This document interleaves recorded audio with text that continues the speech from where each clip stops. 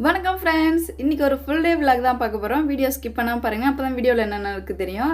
இன்றைக்கி பார்த்தீங்கன்னா காலையிலே ஃப்ரெஷ்ஷாக ஃபிஷ் வாங்கி குழம்பு வச்சிடலாம் சொல்லிட்டு நம்ம வந்து ஃபிஷ் வாங்கியிருக்கோம். ஆல்ரெடி இந்த ஃபிஷ் கார்ட்டை பார்த்தீங்கன்னா நம்ம கெண்டை மீன் தான் நிறைய டைம் வாங்கியிருக்கோம். இன்றைக்கி பார்த்தீங்கன்னா அவர்கிட்ட கெண்டை மீன் கிடையாது, ஃபுல்லாக ஜிலேபி மீன் தான் வச்சுருந்தாரு. சரி 1 கிலோ போடுங்க அப்படின்னு சொல்லிட்டு 1 கிலோ வாங்கியிருந்தேன். அவர் என்ன சொன்னார்னா 1 கிலோ 150 ரூபாமா, நான் கட் பண்ணி கொடுத்தா 150 ரூபா, கட் பண்ணி கொடுக்கலன்னா 140 ரூபா சொன்னார். பரவாயில்ல, நீங்கள் கட் பண்ணி கொடுத்துருங்க, உங்கள் கையை வந்து நான் மீனை கட் பண்ணியே வாங்கிக்கிறேன்னு சொல்லிட்டு கட் பண்ணி கொடுத்துருங்கன்னு சொல்லிட்டு அவர் இப்போ கட் பண்ணிட்டு இருக்கிறாரு. ஃபஸ்ட்டு ஒரு ப்ரெஷ்ஷை வச்சுக்கிறாரு, அந்த மீன் மேலே இருக்கிற செதிலெல்லாம் நல்லா செத்தி எடுத்துட்டு அதுக்கப்புறம் கத்தி வச்சு அந்த கட்டை மேலே மீனை வச்சு சூப்பராக வந்து செதில் எல்லாத்தையுமே ரெக்கைகள் எல்லாத்தையும் கட் பண்ணி சூப்பராக க்ளீன் பண்ணி கொடுத்துட்டாரு. ஆல்ரெடி ஒரு வீடியோஸில் கொடுத்துருந்தேன், கெண்டை மீன் எப்படி க்ளீன் பண்ணுறதுன்னு சொல்லிட்டு ஒரு வீடியோவில் கொடுத்துருந்தேன். அதேமாதிரியே பார்த்தீங்கன்னா இவர் வந்து ஜிலேபி மீனையும் வந்து நமக்கு க்ளீன் பண்ணி கொடுக்குறாரு. இதுக்கு எவ்வளோ சார்ஜ் எடுத்துக்கிறாருன்னு பார்த்தீங்கன்னா 10 ரூபா தான் சார்ஜ் பண்ணிக்கிறாரு. நமக்கு வந்து கொஞ்சம் டைம் வந்து இதில் மிச்சமாகும். நம்ம போயிட்டு க்ளீன் பண்ணும்போது அதில் எப்படியும் ஒரு 1/4 மணி நேரம் 20 நிமிஷம் எப்படியும் நமக்கு வந்து போயிடும். அதனால் பார்த்தீங்கன்னா நம்ம வந்து ஒரு 10 ரூபா போனால் போதுன்னு நம்ம வந்து கையோடு கையாக மீன் க்ளீன் பண்ணி கொடுக்குறவங்ககிட்ட நம்ம வந்து க்ளீன் பண்ணி வாங்கிட்டு வந்தோன்னா ஒரு வேலை முடிஞ்சுது. அதே மாதிரியே பார்த்தீங்கன்னா சூப்பராக 3 மீனையும் கட் பண்ணி க்ளீன் பண்ணி கொடுத்துட்டாரு. நம்ம வந்து அதை அலசுகிற வேலை தான். 150 ரூபா காசையும் கொடுத்துட்டேன். அதுக்கப்புறம் அவர் அந்த மீனை எடுத்துக்கிட்டு அடுத்து எங்கே வாங்குவாங்கன்னு சொல்லிட்டு விற்கிறதுக்கு கிளம்பிட்டாரு. அந்த மீனை இப்போ நான் வாஷ் பண்ணி சூப்பராக க்ளீன் பண்ணிவிட்டேன். இதை ஃப்ரிட்ஜில் ஸ்டோர் பண்ணி வச்சுட்டு அடுத்து எங்கே போக போகிறேன்னு பார்த்தீங்கன்னா 100 நாள் வேலைக்கு தாங்க போக போகிறேன். ஆல்ரெடி எனக்கு வந்து 100 நாள் கார்டு இருக்குது. அதனால் நம்ம ஊரில் 100 நாள் வேலை வந்துடுச்சுன்னா 4 நாளைக்கு முன்னாடியே வந்து கார்டு நம்பரை குறித்து நம்மக்கிட்ட கையெழுத்து வாங்கிட்டு போயிடுவாங்க. அதுக்கப்புறம் 1 வாரம் கழித்து வேலை வந்துடும். அதுக்கப்புறம் நம்ம வந்து ஒரு 6 டேஸ் நம்ம வந்து 100 நாள் வேலைக்கு போயிட்டு ஏரியில் மண் வெட்டுறது, ஸோ அந்த மாதிரி ப்ராசஸ் ஒர்க்கு 6 நாளைக்கு நம்ம செஞ்சால் தான் சம்பளமும் ஏறும். அந்த மாதிரி இப்போ நாங்கள் வந்து 100 நாள் வேலைக்கு வந்துட்டோம். நான் கொஞ்சம் லேட்டாக வந்துட்டேன். பசங்களை கொண்டு போய் அம்மா வீட்டில் விட்டுட்டு அம்மாவை கூட்டிகிட்டு வர்றது கொஞ்சம் லேட் ஆகிடுச்சு. இப்போ அங்கே நின்று குரூப்பாக ஃபோட்டோஸ் எடுத்துகிட்டு இருக்கிறாங்க. ஒரு குரூப்புக்கு பார்த்தீங்கன்னா 10 பேர் வந்து கார்டு சேர்க்கணும். 10 பேருக்கு வந்து 5 தபடி 6 தபடின்னு அளவு அளந்து அந்த அளவு அளந்த அகலத்துக்கு நம்ம வந்து 6 நாளைக்கு மண் வெட்டணும். அந்த மாதிரி தாங்க ஒரு குரூப்புக்கும் வந்து இப்போ மண் வெட்டிகிட்டு இருக்கிறாங்க. அங்கே ஃபோட்டோஸ் எடுத்துகிட்டு இருக்காங்க. அந்த ஃபோட்டோஸ் ஏன்னு பார்த்தீங்கன்னா காலையில் 8 மணிக்கெலாம் வந்து அட்டண்டன்ஸில் விழுற ஃபோட்டோ. அவங்க ஃபோட்டோ எடுத்து உடனே ஆஃபீஸருக்கு அனுப்பணும். இவ்வளோ பேர் வந்து ப்ரெசென்ட் ஆகிருக்காங்கன்னு சொல்லிட்டு அட்டண்டன்ஸ்க்கு ஒரு கலெக்ஷன் மாதிரி. இப்போ ஃபோட்டோஸ்லாம் எடுத்தாச்சு. அவங்கவுங்க குரூப் வந்து இப்போ வந்து வேலை செஞ்சிட்ருக்குறாங்க. எங்கள் குரூப்பில் பார்த்தீங்கன்னா ஆல்ரெடி 2 நாள் வேலை செஞ்சிட்டோம். இன்றைக்கி 3ஆவது நாள் வேலை செஞ்சிட்ருக்கோம். எந்த அளவு ஒரு அடி ஆழத்துக்கு நாங்கள் வந்து மண் எடுத்தாகணும்.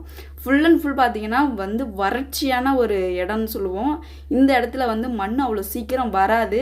அதனால் பாறை போட்டு நம்ம வந்து வெட்டி தான் நம்ம எடுக்கணும். அந்த மாதிரி பார்த்தீங்கன்னா பாறை போடுற 2 ஆள் லேடிஸ் ஃபுல்லாக பார்த்தீங்கன்னா ஒருத்தவங்க வந்து அள்ளி கொடுப்பாங்க, இன்னொருத்தவங்க தூக்கி கொடுக்கணும். ஸோ அந்த மாதிரி நாங்கள் 10 பேரும் ஷேர் பண்ணி தான் எங்கள் குழியை வந்து நாங்கள் மண்ணை எடுப்போம் அவங்க சொல்கிற டைம் வரைக்கும். நாங்கள் இது போல் மண் வெட்டிகிட்டே இருக்கும்போது என்ன சொல்லிட்டாங்கன்னா 100 நாள் கடை மறந்து வச்சுட்டு வந்துட்டோம், போயிட்டு எடுத்துகிட்டு வான்னு சொல்லியிருந்தாங்க. என்கிட்ட வண்டி இருந்ததுனால உடனே போயிட்டு எடுத்துகிட்டு வந்து என்னையே பார்த்தீங்கன்னா எல்லாருக்கும் அட்டண்டன்ஸ் போட்டு விட்டுன்னு சொல்லிட்டாங்க. எல்லா கார்டையும் எடுத்து நான் அன்றைக்கி வந்திருக்காங்களா இல்லையான்னு சொல்லிட்டு எல்லாருக்கும் அட்டண்டன்ஸ் போட்டு விட்டுட்டேன். அட்டண்டன்ஸ் போட்டு விட்டதுக்கப்புறம் பார்த்தீங்கன்னா ஒர்க்கும் எல்லாம் முடிஞ்சிடுச்சு. எல்லோரும் அங்கங்கே உட்காந்து கதை பேசவும் ஸ்டார்ட் பண்ணிட்டாங்க. இதுலேருந்து பார்த்தீங்கன்னா ஒரு 20 நிமிஷம் உட்காந்துருப்பாங்க. அதுக்கப்புறம் வீட்டுக்கு போகிறதுக்கு ஸ்டார்ட் பண்ணிடுவாங்க. ஏன்னா 100 நாள் ஒர்க்குனாலே நம்ம குறிப்பிட்ட டைமில் தான் அந்த வேலையை செஞ்சு முடிக்கணும். பட் இருந்தாலும் அங்கே இருக்கணும் ஸ்பாட்டில். ஏன்னா பெரிய ஆஃபீஸர்ஸ்லாம் வந்தாங்கன்னா ஏதாச்சும் நம்மளை வந்து ஆப்ஷன் போடுறதுக்கு வாய்ப்பு இருக்குது. அதனால் ஸ்பாட்லேயே நம்ம இருக்கணும். இப்போ பார்த்தீங்கன்னா எல்லோரும் வந்து கிளம்பிட்டோம். இப்போ எல்லோரும் டைம் ஆகிடுச்சின்னு வீட்டுக்கு கிளம்பிட்டோம். வீட்டுக்கு எல்லாமே போயிட்டு அதுக்கப்புறம் வீட்டோடைய ஒர்க் ரொட்டீன் இப்போ எனக்கு ஸ்டார்ட் ஆகிடுச்சு. காலையிலே பார்த்தீங்கன்னா ஜிலேபி மீனை வாங்கி வச்சுருந்தேன். அதை இப்போ கறி வைக்கணும், அதை ஃப்ரை பண்ணணும். அந்த மாதிரி ஒர்க்கு தான் இப்போது ஸ்டார்ட் ஆகிருக்கு. மசாலாலாம் போட்டு வச்சுட்டேன். இப்போ வந்து கறி வைக்கிறதுக்கு வெஜிடபிள்ஸ் எல்லாமே கட் பண்ணி வச்சுட்டேன். இந்த மீனை பார்த்தீங்கன்னா நல்லெண்ணெயில் தான் இப்போ நான் வைக்க போகிறேன். ஸோ இப்போ நல்லெண்ணெயில் எல்லாத்தையுமே போட்டு நல்லா சோறாக வதக்கிட்டேன். கரைச்சி வச்சுருக்கிற புளியை நம்ம இப்போ ஆட் பண்ணி அதுக்கு தேவையான அளவு மிளகாய் தூள் உப்புலாம் போட்டு சூப்பராக இப்போ வந்து மீன் குழம்பு கூட்டி வச்சுட்டேன். ஒரு பக்கம் சாதம் வந்து வெந்துட்டுருக்கு, இன்னொரு சைடு பார்த்தீங்கன்னா மீன் குழம்பு கொதிச்சிட்ருக்கு. மீன் குழம்பு கொதிச்சதுக்கப்புறம் பார்த்தீங்கன்னா மீனும் போட்டு நான் ஒரு 10 நிமிஷம் கொதிக்க வச்சு தாளித்து இறக்கிட்டேன். இப்போ சாதமும் சூப்பராக ரெடி பண்ணிட்டேன், மீன் குழம்பு வச்சுட்டோம். இதுக்கப்புறம் மீன் வந்து ஃப்ரை பண்ண போகிறேன். ஃப்ரை பண்ணுறதுக்கு கொஞ்சமாக நான் மல்லாட்டெண்ணெய் எடுத்து வச்சு அதில் வந்து மீன்லாம் எடுத்து போட்டு சூப்பராக இப்போ வந்து ஃப்ரை பண்ணிகிட்ருக்கேன். நான் இந்த ஸ்டைலில் தான் நான் ஃப்ரை பண்ணுவேன். ஆல்ரெடி நிறைய வீடியோஸில் கொடுத்துருக்கேன். ஃபிஷ் ஃப்ரைவும் ஃபிஷ் கறியும் நான் நிறைய வீடியோஸில் கொடுத்துருக்கேன். அதே கண்டினியூஸாக தான் இந்த வீடியோஸ்லேயும் வருது. இதில் எக்ஸ்ட்ரா நான் எந்த ஒரு ப்ராசஸ் நான் வந்து ஆட் பண்ணலை. இந்த ஃபிஷ் ஃப்ரையில் பார்த்தீங்கன்னா இப்போது இதில் இருக்கிற மசாலா ஐட்டம் பூரா பார்த்தீங்கன்னா போயிட்டு ஆயிலில் போயிட்டு இறங்கிருச்சு. அது என்ன ஆயிடுச்சுன்னு தெரியல. நான் சரியாக மசாலா ஆட் பண்ணலையா என்னன்னு தெரியல. அதுக்கப்புறம் தர்ஷனா வந்து என்ன சொல்லியிருந்தானா, எனக்கு மீன் கொடுங்கன்னு கேட்டிருந்தான். சரி எடுத்துகிட்டு போய் சாப்பிட்றா அப்படின்னு சொல்லியிருந்தேன். அவன் என்ன சொல்லியிருந்தானா, எனக்கு ஒரு மீன் போதுமான்னு சொல்லிட்டு ஒரு மீனை எடுத்துகிட்டு போகிறான். சரிடா இந்த ஒரு மீனாவது நல்லா சாப்பிட்றா அப்படின்னு. அவன் ஆக்சுவலி வந்து இப்போலாம் சரியாக சாப்பிட்ற வேலையே கிடையாது.